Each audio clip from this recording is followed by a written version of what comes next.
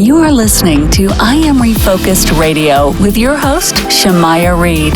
This show is designed to inspire you to live your purpose and regain your focus.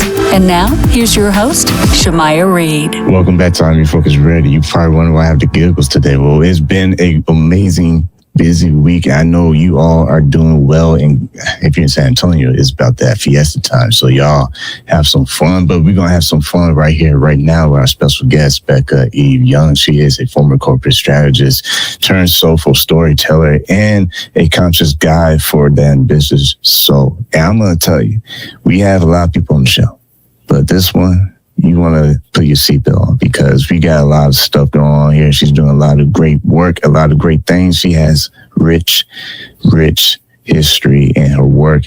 And she has an amazing book that you can get on Amazon. I mean, it's doing numbers. You want more information on that book, go to her website, BeccaEveYoung.com. Because first and foremost, I want to cut to the chase and just welcome Becca first to the show and say, how you doing today? Oh, thank you so much. Thank you for the warm welcome and for having me. Yeah. We're already having a good time. We already have the giggles. Right. I mean, I went country my first crack at the intro. I had to start the whole tape over. I said, no. Yeah. But I'm glad we are here, and that's what we do on the show. We have fun. So first and foremost, take us back to your own personal journey being at high-level corporate marketing, knowing how it is to be in a high-performing, cutthroat space. I mean, you know, it's all about delivery. Give us a little bit hindsight on your background. Yeah. I mean, it's like the typical, right? Like it's the typical societal script that I was following, you know? You do the things, you go to college, you get the next level job, then you do the manager, then you do the director, you know, like it's the climb, right? We're all taught to do the climb and keep achieving and make more money. And so then I did that, and that wasn't enough. So then I got the MBA. Then I'm like, oh, I got the MBA, you know? And so then, you know, flew out to Seattle, got, you know, a bigger job, a bigger paycheck, was flying back and forth to New York, doing branding for like Calvin Klein and bigger brands. And yeah, it was just the next thing, right? You get it, like the next house, the next paycheck, the next box to check. Like I was helping a company go, my last like corporate position, IPO for initial public offering for $5 billion. And I'm rolling out $12 million marketing budgets. And I got the house, the car, the marriage, like all the things. And I was miserable, completely miserable, absolutely miserable. And I'm doing all the things that society says you're supposed to do. And I'm sitting there, this is like 2019, and I'm like, I'm supposed to be happy, but the boxes ain't doing what they're supposed to be doing, you know? So it was like all those things of like all the Fortune 500 and all, like, I mean, I had the office with the kombucha on tap and the ping pong on the roof, and like, you know, we're laying around in sofas and there's a barista that'll take my order any time of the day. And I'm like, this ain't it. So that's where like my book begins. We're chatting about, it's called It's Gonna Get Messy, because it gets messy when you decide all the things that, you know, society tells you you're supposed to do will make you happy. All of a sudden you realize it's not doing it, you know? And like you said, that book is going to get messy, and unfiltered, true story, heartbreak, healing, and reinvention. When you discovered that, you know, all right, man, this high life is not what they say it was going to be like. I mean, yeah, I got to be in the space, but like they say, it's not always what it seems to be. At what moment did you say, you know what, I need to kind of step back and reevaluate what's going on? Yeah. I was fortunate in that the universe gave me a hand on this one, because I'm not sure I would have done it at that moment in time. But in 2019, they had sent me abroad to Mexico to work remotely for 6 months. And I was working remotely. My marriage was falling apart.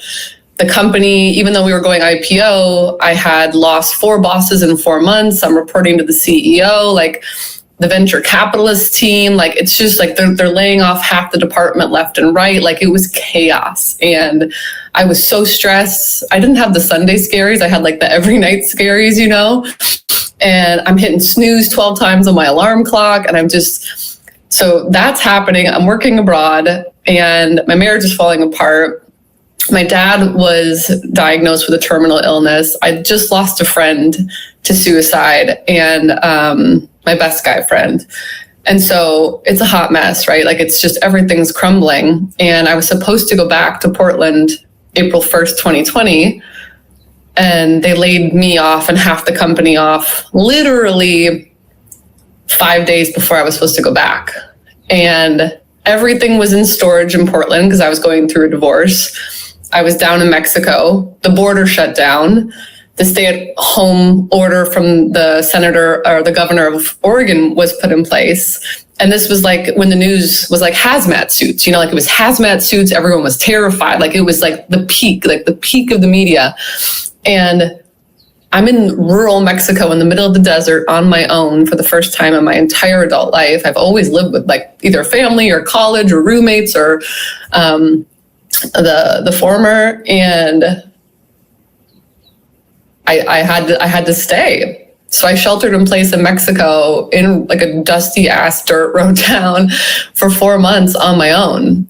And I was in like a super simple palapa, you know, like there's a bed inside, but there's like an outdoor shower, like a tiny ass sink. And really like not much else, you know, like, but for the first time in my life, for many of us, right, during 2020, like the noise shut off. I turned off the media. I could hear like my own inner knowing and wisdom again. I'm like walking in the desert.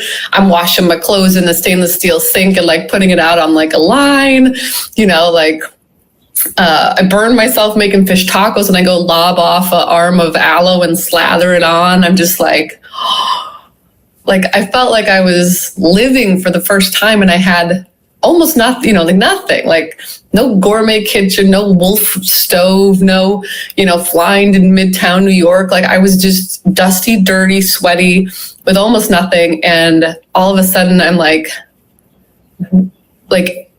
everything started to click.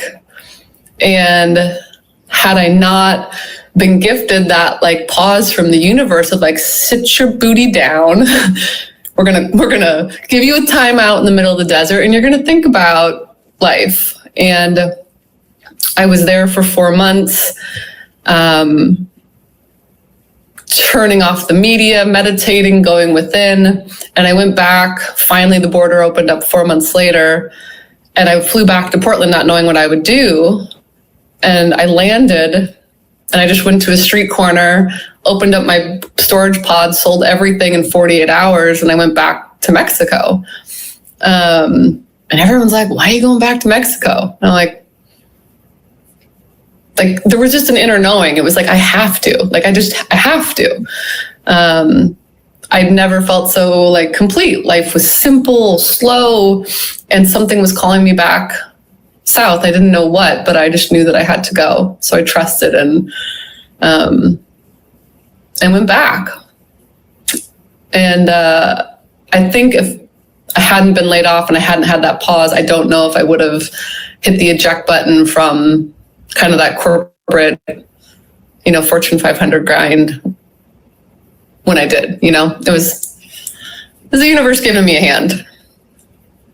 When you think about burnout, especially coming from a high risk, high level, high performing, you know, demanding job, it's not like it was an easy job. You definitely had to put skin in the game. You definitely had to put your best. What was it like for you personally to understand, like, okay, this might be an opportunity for me to kind of shuffle the cards a little bit and say, you know what, maybe it's time for something new. What was that process for you, taking that that break from corporate world and kind of seeing there's more to life than what I've been doing recently. Yeah. Well, I think I was finally conscious for the first time that the pace that I had been living at, like the wake up, you get ready, you shower, you go to work. I'm there until it's dark. I get home. I numb out a little bit. Maybe I drink a bottle of wine. Maybe I have a little Netflix, and then it's like back to it. And so I'm like, it was just like the pace, like I wasn't present for any of it. And I didn't realize that until I'm in the desert. I don't have anywhere to go. I don't have anything to do. It's just me. And I was like, I realized how much I had been rushing through life. And I realized what burnout really feels like, because I'm in the desert having my cup of coffee, and I'm like having my cup of coffee, like I'm smelling it. I'm present with it. Like I'm tasting it. I'm like, this is like the best cup of coffee ever. And I had the fancy barista on tap and everything at work. And I'm like, I don't know, I probably had 4 or 5 cups of coffee a day just to like stay present for nonstop meetings. And I'm like, I really wasn't present for any of it. And I didn't know that. Like, I didn't know that at the time. And all I was doing in that burnout was just doing what you're told to do, right? Like, if you get the better job, the next title, the next house, the next thing, that's going to fulfill you. And none of that can fulfill you. And I think I realized, like, with everything slowing down, the simple beauty of the everyday, like the sunrise, the breeze through your hair. Like, I was like, ooh, I'm like, I've been sitting in fluorescent lights 8 hours a day. And just to reconnect with nature and just reconnect with yourself and the slowness. And I'm like, wow, this is the simplest living environment I've ever had. I really don't have anything possession-wise at the moment where, like everything had been sold or stored or everything else. And I was like, I could feel in my soul how content I was. It was like a visceral knowing in my body. And I'm like, I haven't felt that ever in my attainment of all the houses I'd ever bought, the cars I had, the wardrobe, the trips, the dinners. Here's a $10,000 bottle of wine at dinner in Vegas. Like, did I feel any of that in that simple cup of coffee on my palapa roof as the breeze went through my hair and I just felt centered? Yeah, sorry, I just like went to my happy place there. But just like the what really mattered in life, it was just the pause that I needed to just realize that no one tells you that, right? Like, we're just bombarded with the media narrative that you're never enough. You're not pretty enough. You're not smart enough. You don't have the right possessions. Like, you're constantly told you're not enough. You're constantly told you have to buy something to like make yourself complete somehow. And what I stopped listening to the outside narrative, literally turned the TV off for 4 months and refused to participate in the fear mongering. I was like, wow, I'm super happy with just very, very little. And I realized the script that I had been following was not my script. I think a lot of people feel that way, So I didn't know I was in like burnout crash down until I got like, put the mask on. And I'm like, oh, it's like I can breathe. I'm like, I didn't know I was gasping for air the whole time. Trying to help everybody else breathe. Yeah, just breathe.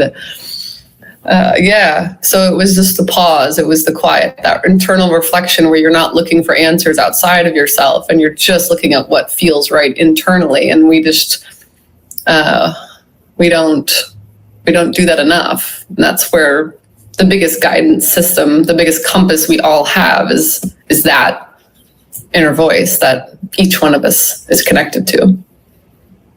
And speaking of connection and compass, you say there's a big difference between surrender and collapse. When you think about your own personal experience, reclaiming your own power, how are we able to do that without losing your soul in the process and just staying true to what you wanted to explore? Yeah. Oh, that's a deep question. I mean, for me, I guess I had a very like special experience, which is what spurred me to write the book, because I think I was in collapse. The fear of losing everything, the job, the title, the getting laid off, my dad was like dying and all the things. And I was in collapse, and I had been raised in a very spiritual household, a very religious household, which of course made me not want to become religious or have any sort of faith whatsoever, as it, kind of does when you get it pushed upon you. But in that quiet, in that solitude, I had a lot of people, giving me like the right books. Alchemist is always a great one. Eckhart Tolle, Power of Now, that type of reading. And it wasn't until I started to like feel something a little bit higher than myself that I understood what surrender meant, which is realizing, like you're not totally, my view is you're not really in control, and there is a greater, higher, whatever you want to call it, higher self, God, universe, whatever, like that we all give labels to, that's guiding this experience. And when you surrender to that, there's a piece to that, right? Like there's a piece in knowing like, okay, I'm good. We've got you, but you're going to have to surrender to knowing that there's something greater at play here. And I didn't have that belief. But 30 days after my dad passed, I was still back in Mexico, and he didn't make it. This was the end of 2020, the fall. And I was on the beach in Mexico, and I just asked, like, with my entire being, I was at like just a cacao evening. Anyway, I just said, Dad, if you're out there, show me.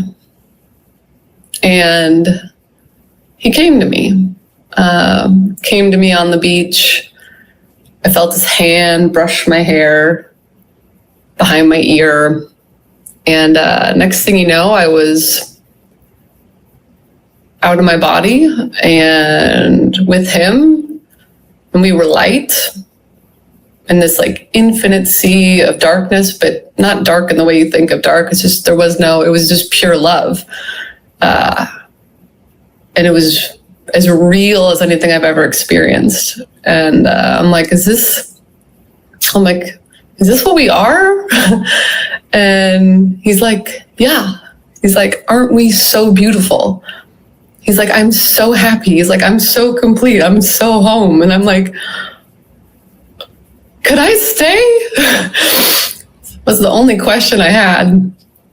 And then I came right back into my body, felt myself come back in, and I was like, oh, this is a drag from where we all come from. And in that moment, the meat suit, the fucking meat suit, excuse my language, the meat suit up. And I'm like, oh, this is like going from like an intergalactic spaceship to like the first version of the bicycle without seats or shocks. Like, it's just like, oh man. But what became clear in that moment is that we're all part of that, where he took me to. He's more alive than he ever was in this existence. And that's when I learned to just surrender to like the adventure, and that we are here. Like, it's not about happiness. It's not about attaining the next thing. It's just to really be present for the experience of being in the meat suit and being human and having the heartbreak and success. But it just made me realize how little is required for success and how much fulfillment there is in just the beauty of the day to day, and just surrendering to that higher force that we're all come from and go back to. Once again, you listen to Refocused Radio, watching this online, talking to our guest today, Becca Eve Young. Go to her website, BeccaEveYoung.com. I almost let that country twang slip out a little bit, but I don't know, maybe it's that Texas thing. I've been here for so long, it's just rubbing off on me. But you now coach ton of founders and creatives on building a business and actually helping them feel like you just kind of explained moments ago, if I can put it that way, feel at home. Like there's something about the grind is the grind, but there's something about the grind being the grind, but you're okay because you're living your purpose, you're doing your mission, and you can do this like Will Smith would say. Disclaimer, if you don't know about that, he said something about if you're on the treadmill, you're going to die before I do, because that's how determined I am. And I feel like that's what happens when we are on a good grind that allows us to fulfill our purpose, because we just feel like I can do this without getting paid because this is what I'd like to do. Hell yeah. Yeah. I mean, that's it, because before I was grinding, but there was fear and stress, and I didn't believe in the mission that I was, supporting. And, as an entrepreneur, and I'm sure you feel me, like, I don't know that I've ever worked I can't even say that. Like, I've never worked harder, but like I work at all hours, but I love what I do. And it's exactly what you're talking about. It's like, yeah, it's your purpose. It's what lights you up. It's what you're here. It's your mission to explore. And I help coach and guide people that were in the place I was 6 years ago, where you're like, dude, you're a beautiful human being, but this isn't what lights you up. This isn't what your soul wants you to do. And it's like, so I've built enough businesses and run enough businesses. I kind of bring, the Fortune 500 experience, but with the soul of like, okay, like I am here to help you shine. And I just want to help people, like we all have that thing that we think about, that we do where we lose time, the thing that I want to start that you just haven't done. It's like, I help those people. It's like, dude, what do you got? Like 50 summers left, 60 summers in this, simulation. Let's go. You're here to play and explore. And we're always taught to fear failure. And like, no, that's where all the learnings are. Fail shit tons, but I help people express that. And like, how do you bring that resonance to life? And how do you bring your soul mission to life? And how do I help them shine through, ditching that? It's like, we ditch the programming, we talk about their branding and marketing, and then like, how do you connect with those that you want to serve? And how do you show your unique gifts? And that's what I love doing. And so it's like, I get to mix the soul with the strategy, which is like my happy place. But I just love to help other people shine and do what they want to do and succeed at what they want to do. So it's pretty sweet. The thing about life, you live long enough, you don't really want to press the reset, because you're like, nah, let's just go all in at this point, because I do not want to try and go through the same thing all over again. Like, what about you? What's your thought on that? Do you have a reset button that you want to have? Or are you like, no, let's just go all in for what we got time left? Yeah. I'd have no regrets. Like, everyone's like, could you go back to your 20s? Because like, I stayed in my marriage, maybe like we were together for 15 years, maybe 5, 6, 7 years too long, although he would agree. And it's like, but I have no regrets. I say, just because the band breaks up doesn't mean they didn't make great music. And each perceived failure or like twist or turn in your plot is just part of the story. And that's it. You needed it for you to grow to the next level that you're at. So it's all perfect in that way. So yeah, there's no reset button needed. It's all part of your story, and it's perfect. Once again, this on Refocused ready and watching us online. I don't know where the time went, but apparently it flew out the window. So you got to land the plane. But we're talking to our special guest, Becca Eve Young. Go to her website, beccaeveyoung.com, and get a copy of her book. I mean, she's already doing numbers. I mean, she's killing it right now. It's on Amazon. Is Gonna Get Messy, a unfiltered story, a true story of heartbreak, healing, and reinvention. And one last quick question on reinventing yourself, real quick, is when you see how far you came after you went through the hard work in the process of reinventing yourself, because it's easy, it's almost like a cliche, anybody can say it, but to actually do it and being that messy part, you're like, whoa. But you gotta go all in. You can't just like Michael Rappaport would say, you can't just dip your toe in and be like, nah, I'm good. You either gonna stay committed and go through that process, What's something that you appreciate from yourself, being able to go through that whole process and reinventing yourself for the better? Ooh.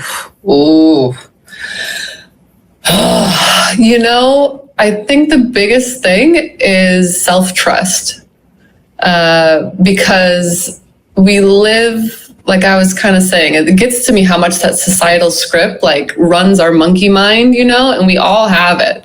Every single one of us thinks we're the only one that worries about acceptance, success, doubt, I'm not good enough. Guess what?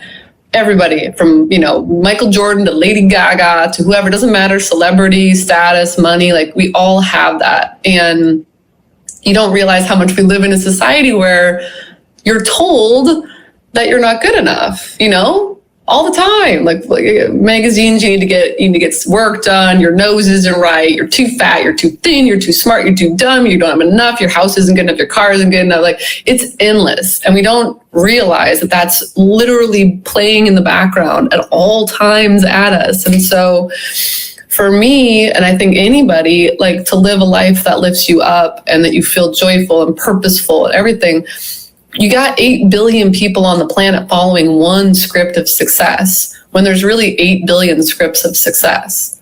Because each one of us, gets me emotional, each one of us has like the unique thing that like no one else, there will never be another you. There will never be another you.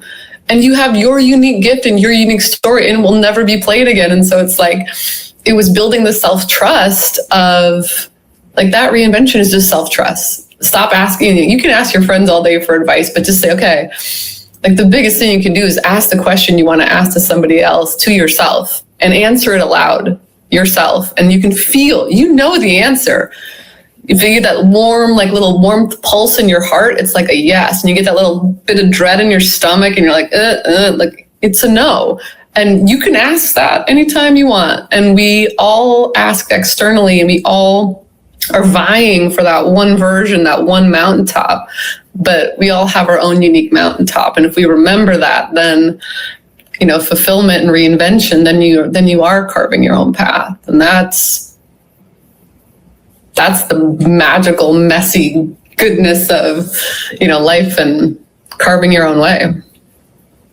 Yeah, I mean, if you want your life to be perfect, then be in the movie, because there's no such thing as a perfect life. There's only, I guess you can say, good timing, because even timing is never perfect. It's very, very slim chance that you have a perfect timing. But the thing is, like we've been talking about throughout the whole episode, is it's going to get messy. And that's the fun part, because at that part, you can really get real with yourself and put your ego out the window and say goodbye. And here's reality. And now what? What's the fun part about this? What are we going to do about it? Are we going to be motivated? Are we going to talk country in the green room and talk professional in the interview? Like, life is about, in my opinion, life is about laugh as much as you can while you can. Because one day you won't be able to. Just like your loved ones. Make the memories while they are still here.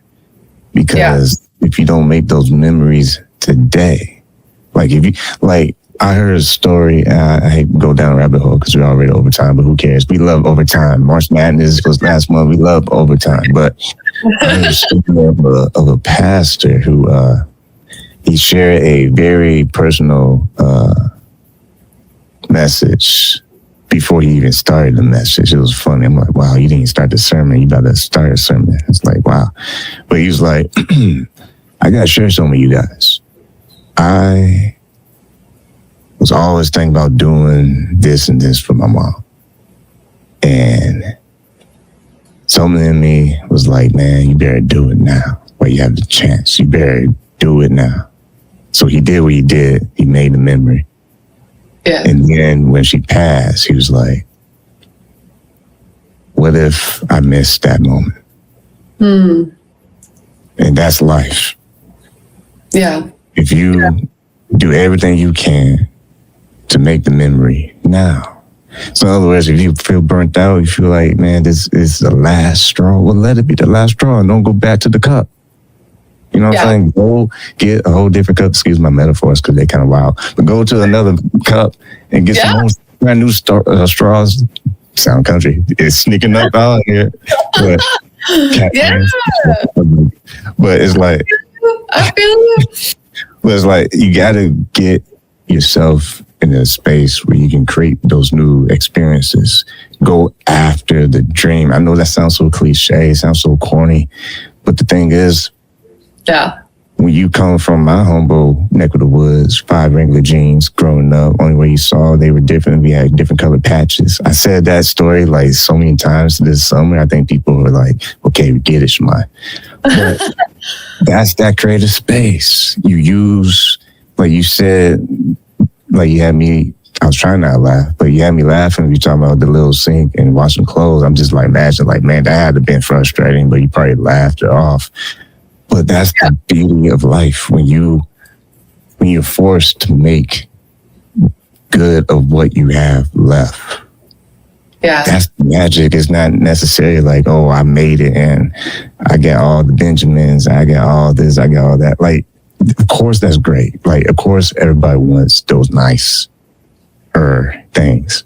Yeah. But sometimes the 5-stripe, Adidas from Payless is just as good as the 3 stripes. Yes, exactly. And we forget, just to say, like, I mean, sorry to drop it like it's hot. I know that we ignore death and everything, but in 100 years, 200 years, there's nobody left here that, like your loved ones are here with you now. Like, live the life, like make the mistakes, get messy, like screw things up, but like follow what your passion and what lights you up. Like that's what, in 100 years, poof. So have fun. No one's going to ask you any deep questions 100 years from now. I mean, they really are not. They're going to be tuning in to whoever, songs they doing. I mean, it's funny. Every generation talks about the previous generation's music and the generation, after them. And it's funny, like, oh, back in my day, music was this, blah, blah, blah. And it's like, we all going to say it. So you might as well just live. Right. Yeah, I know I can get some emails like, what are you rambling about? I'm like, well, you clearly went over your head. And that's okay. That's okay. We got those kind of people, just go over their head and they're like, oh, what is he saying? What am I saying? I'm saying go to my guest website, BeccaEveYoung.com, and check out all the great things she's doing because, like I said, her book is already doing numbers and you can get a copy right now on Amazon. If I have missed my opportunity to give you space to tell our audience what they need to know, what is something I probably missed or something you want to promote and tell our audience? Oh man, I feel like you nailed it. I mean, I've loved the conversation. You can really find everything at BeccaEveYoung.com. And I hope my story, it's a little bit excessively raw and vulnerable, but like, I'm like, if my mess helps someone else feel less alone in their mess, then that makes my day. And so that's who I wrote it for, is just to help someone else on their own path of like figuring out what to do with this one precious, messy life to like feel less alone in their journey. And I hope it continues to do that. So, yeah. Well, you appreciate this more than anybody else would appreciate this, but this is my first episode ever where I had my country talk come out, and I didn't know I had it, man. It was like, man. y'all, he's bringing out a different side, y'all. It might be your reinvention. Oh wow, yeah, that'll be something to talk about. But anyway, I know everybody's like, man, go ahead and land the plane so I can get to my snacks or whatever. Well, go to unfilteredradio.com, catch this episode, but better yet, go to our guest website, BeccaEveYoung.com, and get a copy of her book. It's Gonna Get Messy, an unfiltered true story of heartbreak, healing, and reinvention. Like I always want to say to you, thank you for your time. No, thank you for your time. It's lovely to chat with you.